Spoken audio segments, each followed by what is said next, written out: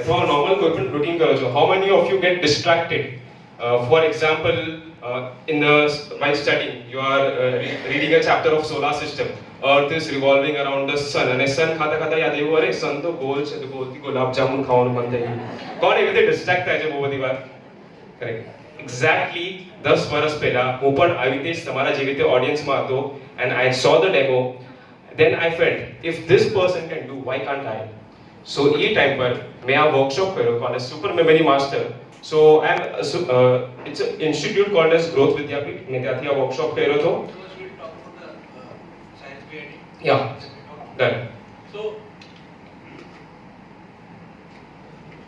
So આજે એક વસ્તુ હતી, મારી એક નોર્મલ એક્ટિવિટી છે, એમાં ઇન્ટરેક્શન હશે તો એક પૂછી લઈશ નોર્મલ ઓડિયન્સમાંથી. સો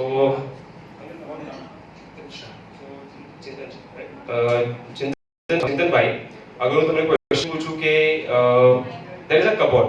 કબોર્ડની અંદર there are so many ઘણા બધા કપડાઓનો ઢગલો કે ત્યાંથી એક રેડ સોક્સ ઉઠાવીને લાવો, તમને કેટલો ટાઈમ ખબર હોય તો કરેક્ટ? અને એ જ જગ્યા પર હું કહું કે એક કબોર્ડ છે જેમાં બધી વસ્તુઓ ઓર્ગેનાઇઝ છે, અને એમાં કહું કે થર્ડ ડ્રોવરમાંથી રેડ સોક લઈને આવો, તો કેટલો ટાઈમ? કરેક્ટ. સો એવી રીતે જ આપણા માઇન્ડમાં પણ we can create so many different folders, અને ઈચ એના ઉપર વધારે લાઇટ આપવા માટે I would like to tell Haresh sir two put sum more light on that. Yeah, okay. While this is settling down, let me tell you કે આપણું જે મગજ છે, બ્રેન છે, એ બે પાર્ટમાં મેજોરિટીલી ડિવાઇડ થયેલું છે, and we call that as a left brain and a right brain. Right? Anybody knew about it?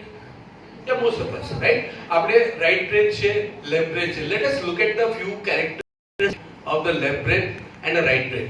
So I want, yeah.